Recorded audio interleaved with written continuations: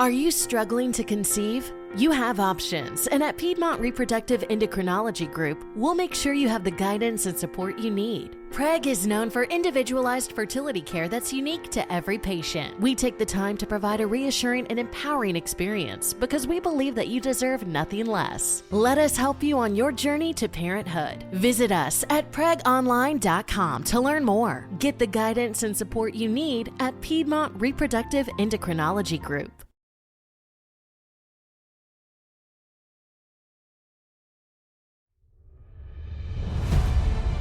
My name is Terry Lynch. I'm with Oregon Ufology. I found myself searching for a passageway one day. And that passageway leads right across the complete section of the Cascades, which I'm sitting in front of at the moment. On top of Lime Peak. I want to make sure that everybody sees the type of things that we find in the process of research for ufology. I have located a couple that's sitting here on the top of Lime Peak. She's facing south. He's facing north. The Middle, Cascadia Guides, alleged production, in conjunction with Alien Strand Films.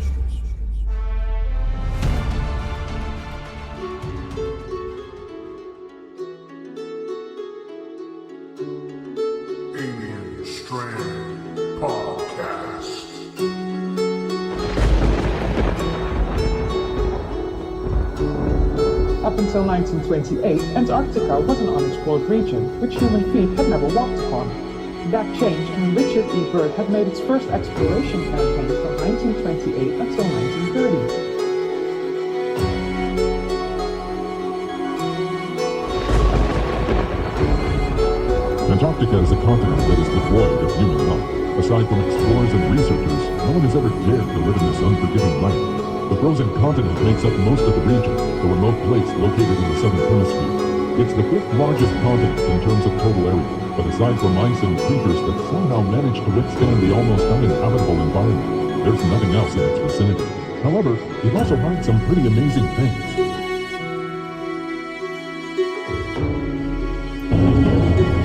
Antarctica is the last frontier. It holds our imagination. Old maps that said, "Here be monsters." The last remaining territory on the planet that could have such a designation is Antarctica.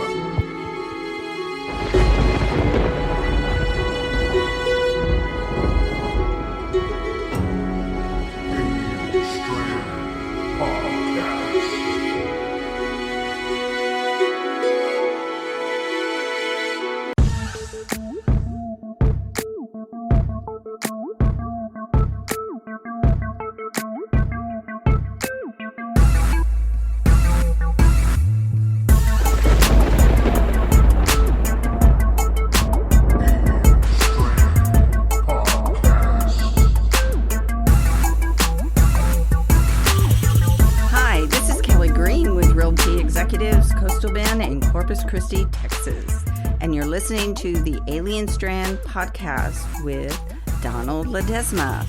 Buying or selling, visit me at kellygreenrealtor.com or visit me on my Facebook page, Kelly Green Realtor. See you there. Hi, everybody, and welcome to another episode of Alien Strand podcast. I'm your host, Donald Ledesma. And welcome to today's show. It's going to be an interesting one today, that's for sure. But before we get going, I want to just let everybody know that we are still doing Alien Strand podcast here on 26, 27 platforms. Yeah, we're still growing day by day, but we've been off for a little bit. You know, we're just trying to catch up to a couple of things. I have another podcast as well. So, and then plus we're getting ready for the next film. So if you guys didn't hear it at the very beginning of this podcast, we have the trailer there for The Middle. If you guys haven't seen it, please go check it out. It's on Amazon Prime Video. It's on 9 other platforms. Those are actually subscribe platforms, and we have the price real low. It's like $2.99, real cheap. So that way, you guys can check it out. Don't have to go through commercials and stuff. But we do have one that's for free, and that's on Tubi TV. So if you go to Tubi TV, just about everybody has Tubi TV. You can go there, and then you can check out the movie in the middle. It'll have a lot of commercials, unfortunately, but it's a give and take, whatever it is. But welcome everybody to Alien Strand Podcast. We haven't been out for a little bit. I hope you caught our prior episode, which was number 87. A friend or UFO. I started talking about, the UFOs that they had apparently blown out of the sky, where we're catching a lot of these balloons. Happened a few months back, okay? So it's been a few months since we've been out, but you know what? I really enjoy doing this kind of podcast. I love ufology. I love everything there is about ufology. And if you're brand new to ufology, well, welcome. Welcome to ufology. This is where it's at. This is where you learn everything about UFOs and about stories and stuff. So if you guys don't know what Alien Strand podcast is, I tell a lot of stories of the past, present, and whatever's going to happen. I can't do the future thing because I'm not a fortune teller, right? So, but it's like a newscaster thing here. We try to get out all the information as much as we can of what's happening. Now, if you guys want to, you can follow us on Facebook. We have over 11,700 followers there on that page. So we post stuff daily on that one. So that way you guys can see what's going on around the internet. It's all the new UFO footage. Everything that comes out, we post it. We just throw it out there. Okay, so not all of it might be real. Some of it might not. But like I always say, it's always up to you to decide if it's real, right? So that's up to you. So just check out our videos there. Leave a comment. Please share our pages there on Facebook. I think we're on Twitter, Instagram. We're everywhere. So, you can just Google Alien Strand and it will pop up everywhere, all our podcasts. But thank you guys for checking, here today. We always have a lot of news, a lot of things that are happening. There's been a lot more crafts in the sky that a lot of us are starting to catch now. Now our cell phones, of course, are getting better. Our video cameras are getting so much better now that, you can actually zoom in and the crop factor is not so bad, but, it still pixelates. But we're able to catch a better image of UFOs. Now, does that make it even better? Maybe. Sometimes or sometimes not. The only reason I say that is because, there's too much Photoshop out there. Way too much Photoshop out there. And so when we see something as clear as we do as an image, we tend to think of it as being Photoshopped. You never know. It could be real. A lot of times they throw off this electronic magnetic field, right? If it's real, and you'll see it in the actual image or in the video if you slow it down, you can actually see that field around that craft. So if you're, like I said, if you're new to ufology, welcome to ufology. But that's a great way to know whether a UFO is real. Now, a lot of times when you crop in and you use your analyzation techniques, right, on your phone. In other words, like these apps that you can change the colors and use false colors, things like that.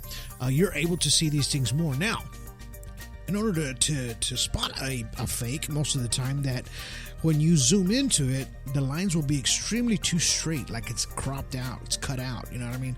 A lot of people in Photoshop are real good at this, but they always screw up. So you really have to zoom in really good.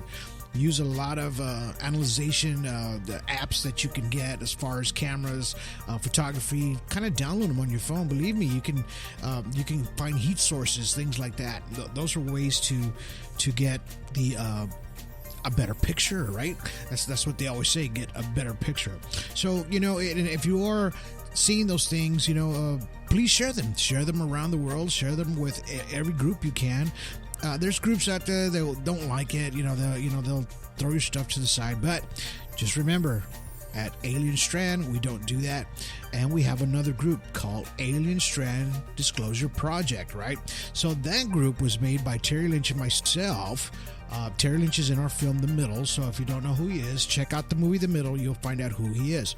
Now, we created this group for studying ufologists, and this is only for people that want to learn ufology or anything, or have to if you need somebody to analyze a lot of your photos, and if you're really deep into this, not a troll, please go to Alien Strand Disclosure Project and say, or go to my page or Terry Lynch's.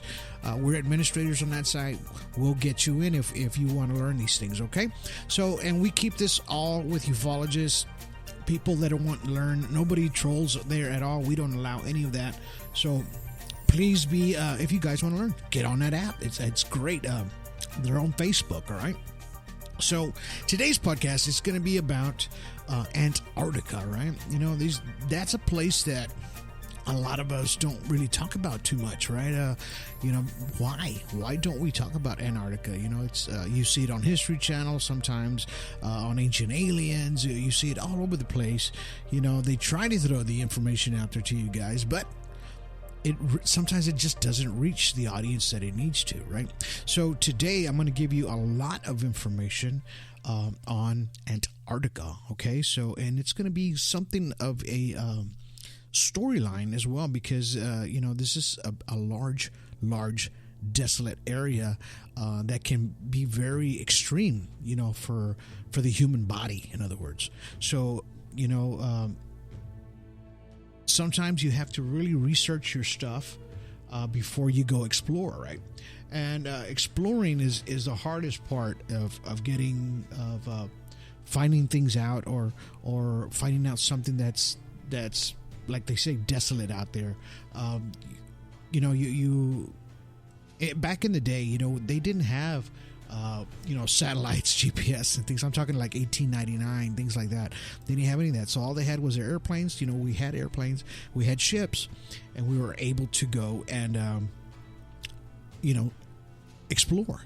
And there was a lot of explorers out there, and these people went out there to find these continents, places that the human being has not touched feet on, and a lot of them lost their lives because they were trying to give us a lot of information, and so that way, if anybody ever went there again, they'd have it mapped out. They were able to document this area. So today we're talking about Antarctica, which is our number 88, beneath Antarctica. So Antarctica is one of the least populated continents in the world, right? And it holds between 1,000 and 5,000 people, and this is seasonal.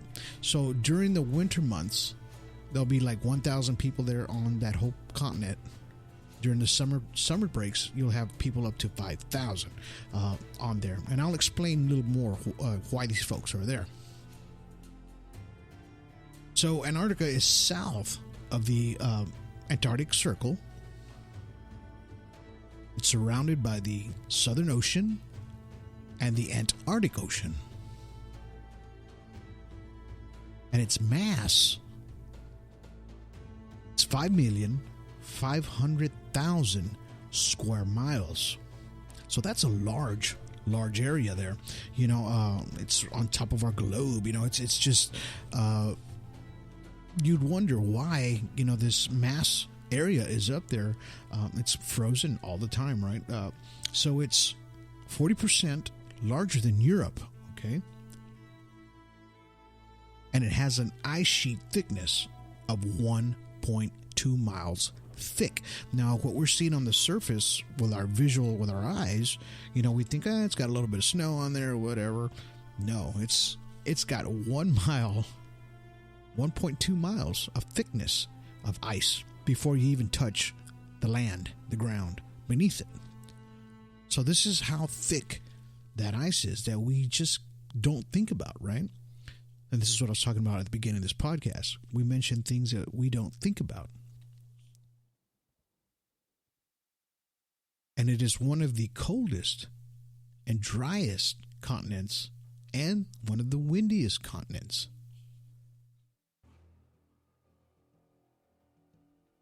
So just think about that just for a minute. Its lowest temperatures can reach 89.2 degrees Celsius, which is 128.6 degrees Fahrenheit negative. Okay, so that's how cold this place can get in the wintertime.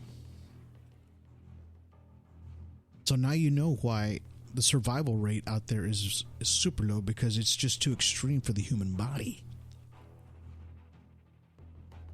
So coastal regions there in Antarctica, in other words, around the outside of the perimeter of the Antarctic, in the summertime, it gets up to 50 degrees. So this is where the people come in to go and be around that area because of the temperature change. So during the summer, you'll have that 5,000 mark of people that are there.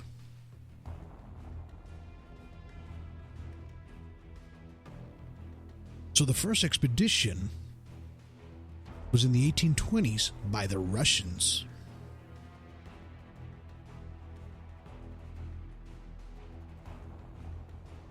All right. So Antarctica is governed by 30 countries as well. And this is why it's governed. So the parties in 1959 in the Antarctic Treaty System had a term limit, right? So this is what their terms are for these 30 countries. You can have no military activity there, no mining, no nuclear explosions, no nuclear waste disposal. Right? So this is what you can have there. Tourism, fishing, and research are the main activities around Antarctica. So this is why you see these bases out there that they're trying to explore, right? And they dig in the ice, trying to figure out exactly, all the elements that were there, a long time ago, years, thousands of years. They get the ice; it's frozen in time, literally, right? And this is why they do this. They're just trying to find answers. Of course, it's not melted or anything like that. So they have to kind of get all the DNA, everything that they can get out of the ice. So back then there was an unusual exploration, all right? So here's where we get into the beneath part. There's a gentleman, an admiral named Richard Byrd. And he flew missions there in Antarctica from 1939 through 1941. So you're looking at, 2.5 years maybe. So he was there to research and fly over places to find new plants, life, different species of animals, and etc., right? So they're there to explore and just to take note of everything that they're finding. This was what his job was, but he was a pilot, so he was able to fly over these places to get folks to where they needed to be.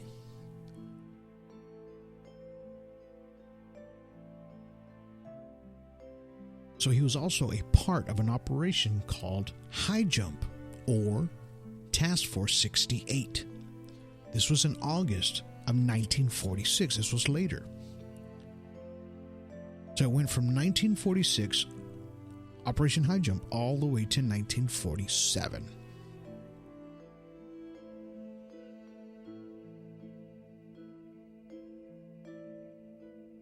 So this Operation High Jump includes 4,700 men, 13 ships, and 33 aircraft.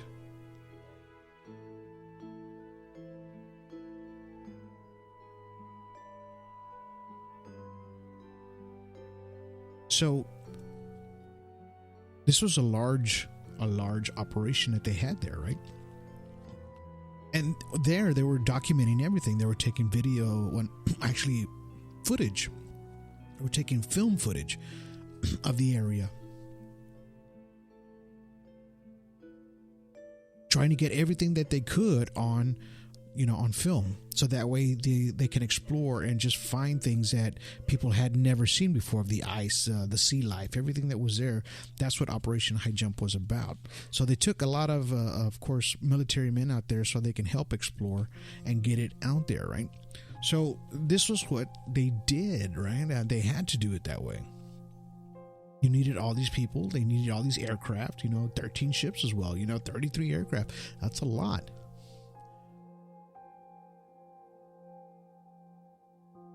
So the story goes for Mr. Byrd,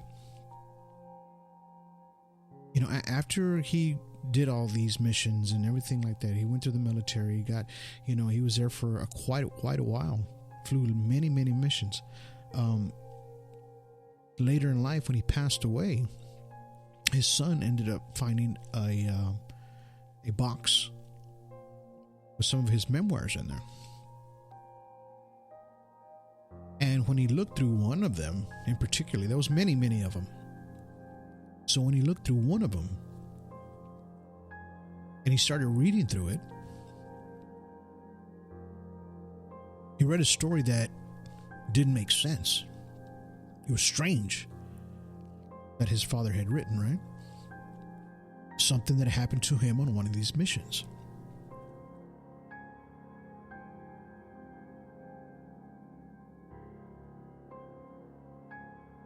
So, this is one of the flight recordings that he found of his father. And I'm going to read you a little bit of it. So it says, February 19th, 1947, 0600 hours, flight check. 0800 hours, slight turbulence at 2321 feet. So I corrected it to 1700 feet. At 0910 hours,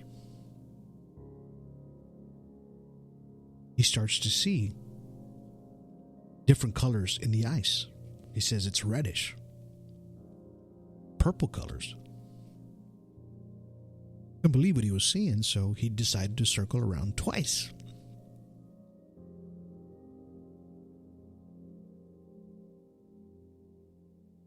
Soon after that, his compass starts to spin and wobble.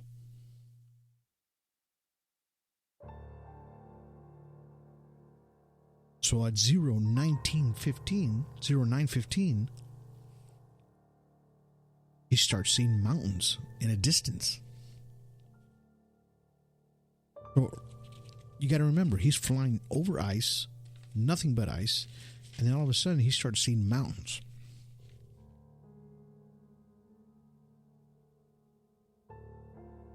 At 0949, he says, I'm 29 minutes of elapsed flight time.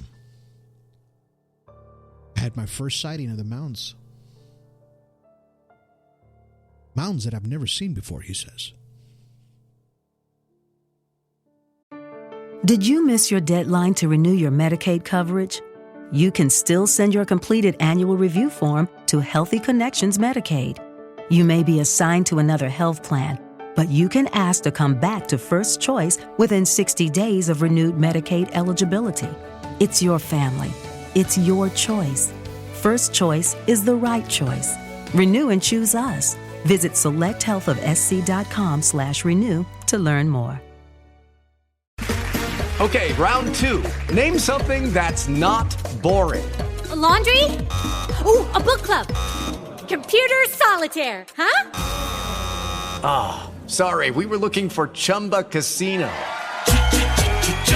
That's right, ChumbaCasino.com has over 100 casino-style games. Join today and play for free for your chance to redeem some serious prizes.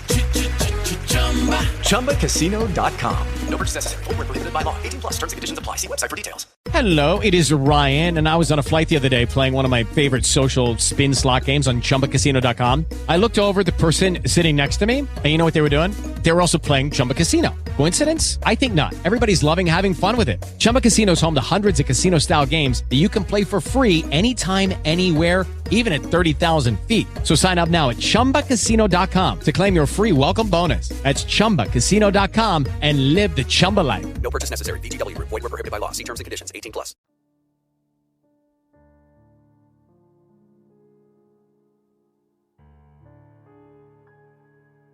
At 1,000 hours, 2,900 feet, he says something definitely wrong. Starting to see a valley, green mountains, streams. I don't see snow anymore, but I do see forests.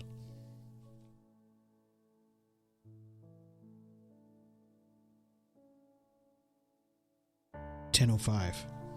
I'm at 1,400 feet.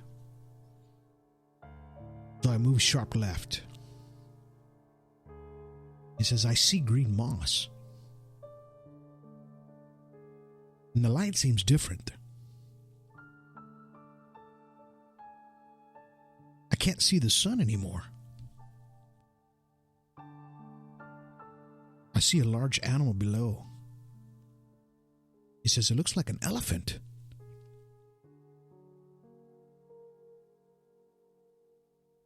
So he goes lower. He says, no, it's a mammoth. As he's reporting to the base radio. At 10:30 hours, he says, I'm entering green hills now. The temperature is 74 degrees.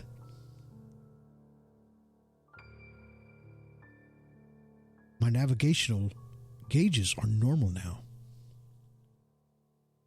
But my radio's not working.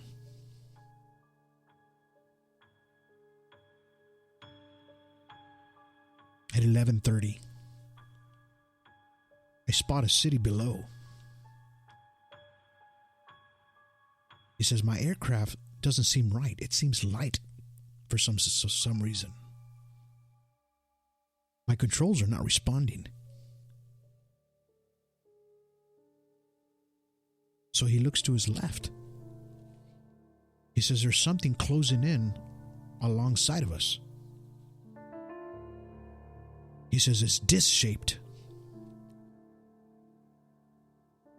But it has a radiant quality to them.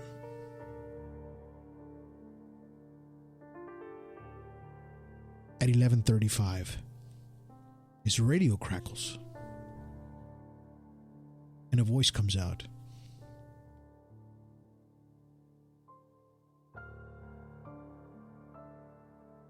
The engine stopped. The voice sounds like it's in Nordic with a German accent.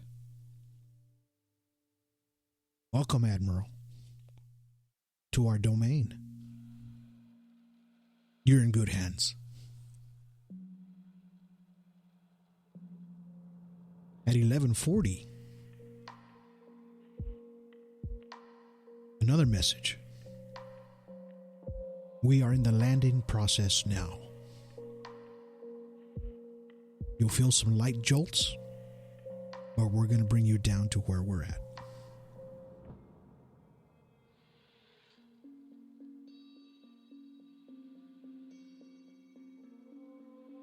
At 11:45, he says, I'm making my last entry of flight log. He says several men are approaching the aircraft. He says they're tall, blonde hair. And I could see a city in the distance with rainbow shimmering colors. He says, but it's pulsating with hues. He says, I don't know what's about to happen now. I see no weapons on them. So I think everything's okay. He says, I hear a voice ordering me to open the cargo door. And I comply. End of log.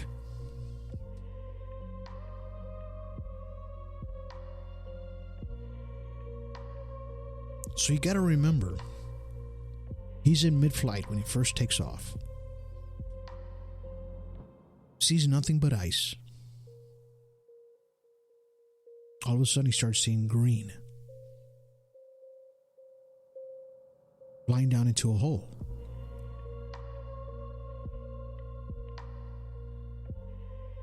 Starts seeing streams, rivers, animals.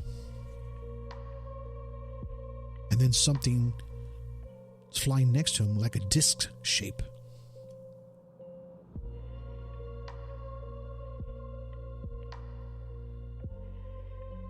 So at that point, he ended up meeting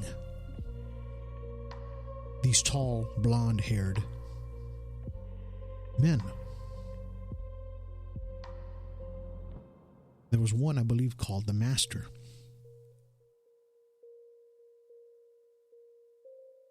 He had a long conversation with this being or this person, he says. They warned us about our nuclear bombs over Hiroshima, Japan. They were afraid for human destruction. They couldn't say if they promised anything if we would survive later in the future. He just says that they've been living down there in the inner earth, watching.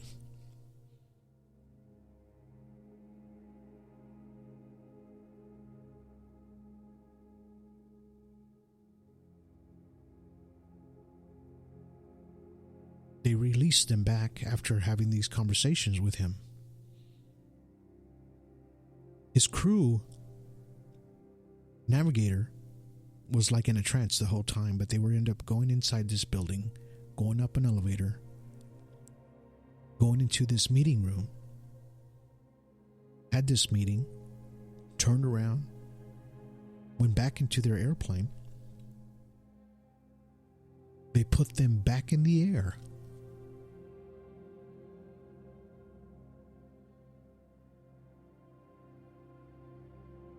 And left them messages. He says, we allowed you to come here because we knew you were a man of integrity, a good man.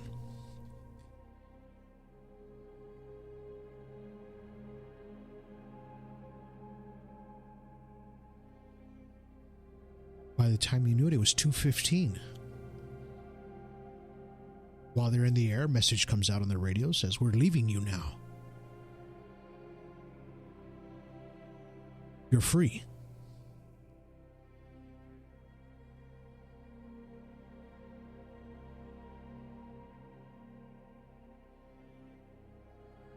He says at that moment the aircraft suddenly felt like it got caught in a sharp downfall at the moment. Quickly he recovered control. He says, we did not speak for some time. But each man had its thoughts.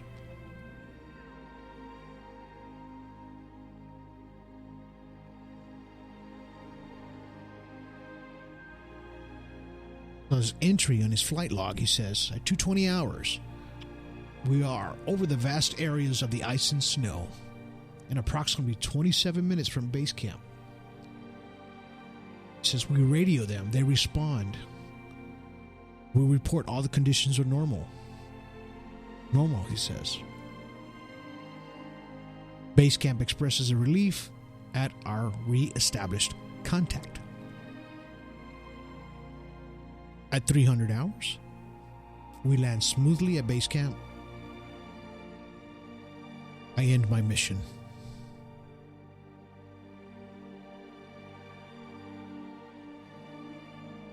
That was his end log entry. But he does write, on March 11th, 1947, I have just attended a staff meeting at the Pentagon. I have stated my full discovery and the message from the Master. All is duly recorded. The President has been advised. And I have been detained for 6 hours, 39 minutes to be exact. I am interviewed intently by top security forces and a medical team. He says it was an ordeal. I am placed under strict control via national security provisions of this United States of America. Says I am ordered to remain silent in regard to all that I have learned on behalf of humanity. Says it's incredible. I reminded that I am a military man and I must obey orders.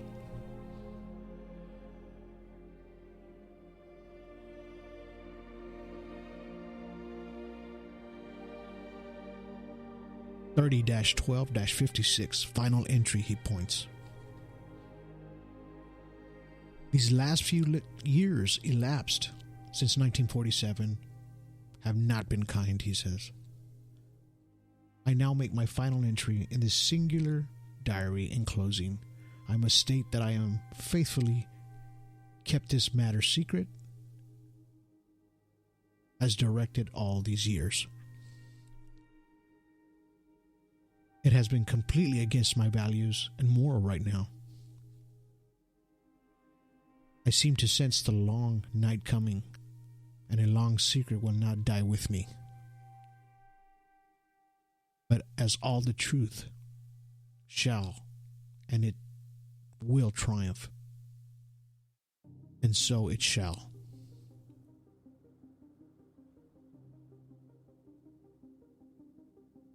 This can be the hope, only hope for mankind. I have seen the truth as is quickened. My spirit has been set free. I have done my duty towards my monstrous military-industrial complex. Now the long night begins to approach. But there shall be no end, just as the long night of the Arctic ends. The brilliant sunshine and the truth shall come again. And those who are in darkness shall fall in its light. For I have seen that land beyond the pole, and the center of great unknown. Admiral Richard E. Byrd, United States Navy, December 24th, 1956.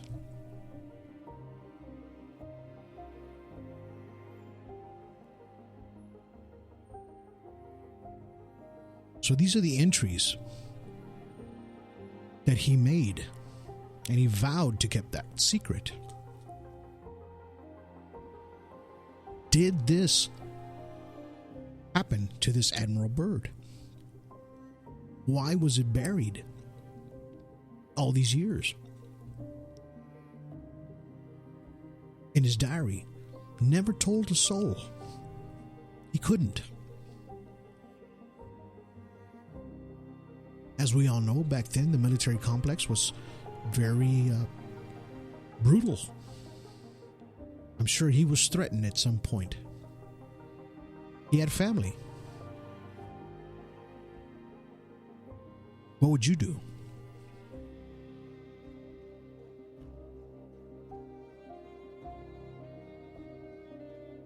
You know, there are many stories out there of things that lie beneath the Antarctic. Stories that we couldn't even imagine. But some people did go through something.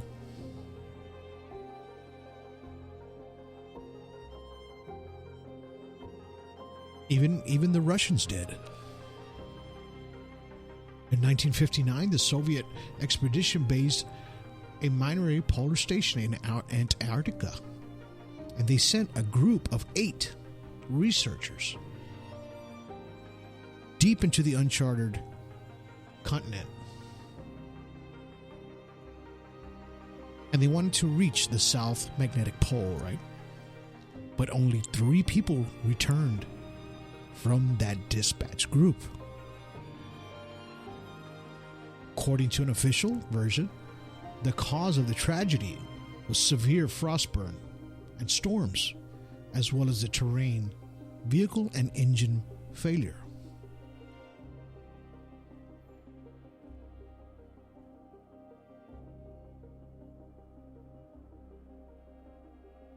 But later, there was a Soviet explorer, Yuri Korsnov. In a conversation with a reporter, explained that what had happened in the expedition at the polar station. He was with one of the participants who returned from that magnetic trip pole.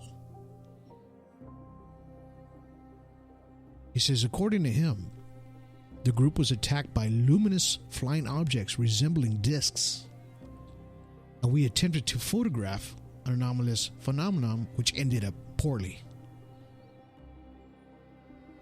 He says our cameras were destroyed by a beam sent from this flying object. Those who tried to repel the attack using hunting rifles were also struck by these rays from that object and died.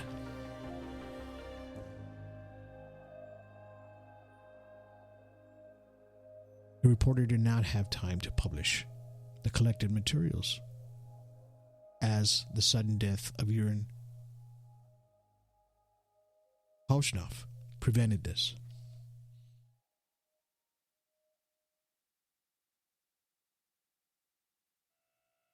So these are stories,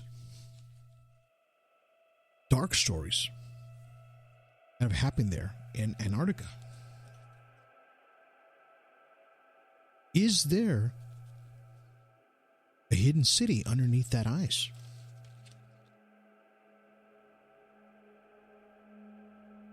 This would be like the perfect place for any extraterrestrial or unknown origin to live and to be, for the reason being that it is the least populated continent in the world, right? So less people means there's more freedom for them. If these crafts can withstand the heat of the inner earth, I'm sure the ice and the cold give it no problem.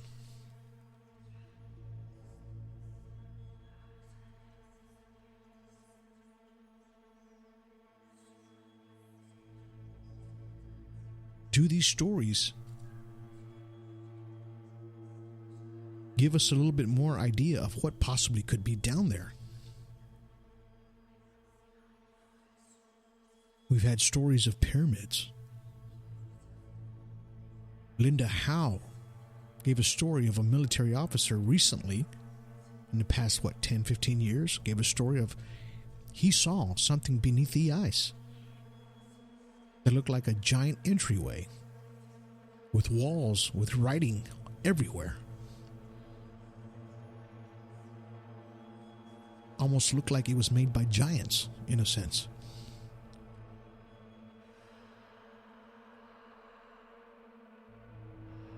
Antarctica holds many secrets, and I believe this is why these countries made this treaty there, so nobody could go deeper inside of there.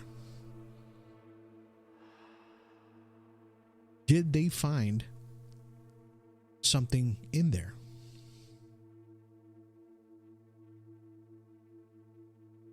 Did Richard Byrd give them an eye-opening experience?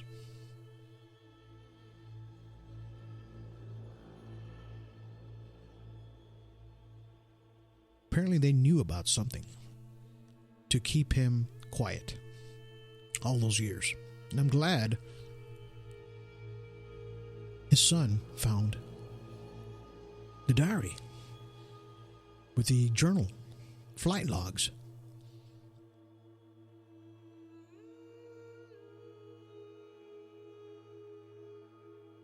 These are things we have to think about that nobody ever talks about because of the desolation there extremities for the human body because of the depths of the ocean, the coldness there. It's almost impossible for any human being to live there unless you're on the coastline. But even at that, there's less than 1,000 people in the wintertime.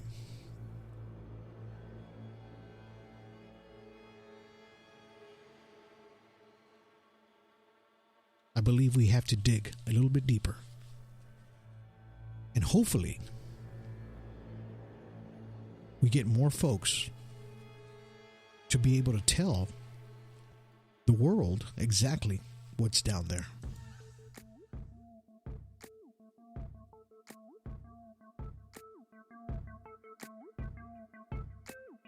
I hope you guys enjoyed today's podcast, as I did.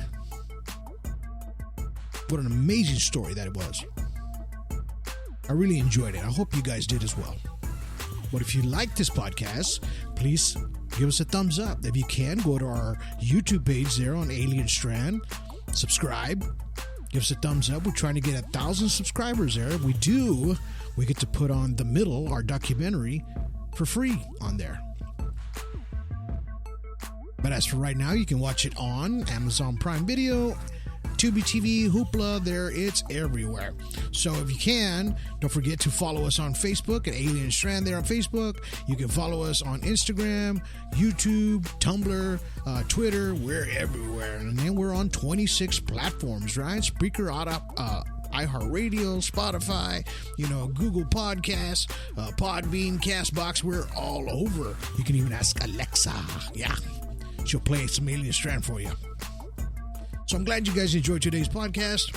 It's been my pleasure to get this information out to you today, this story, and I hope to get some more out for you guys. Thank you for waiting. I really appreciate each and every one of you for being out there today. All right? But until then, you guys have yourselves a good day. Have yourselves a good evening. And have yourselves a good night.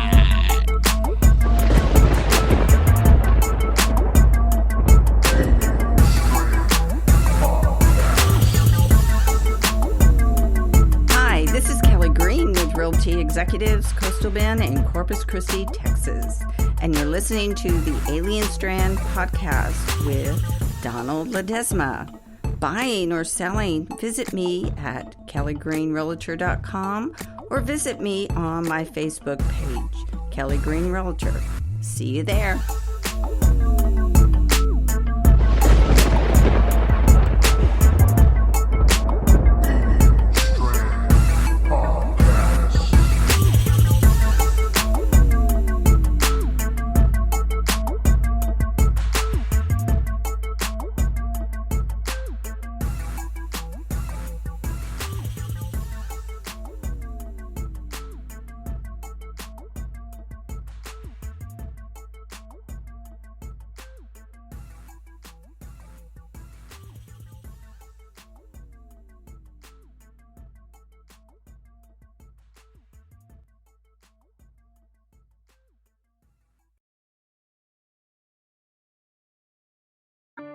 Did you miss your deadline to renew your Medicaid coverage?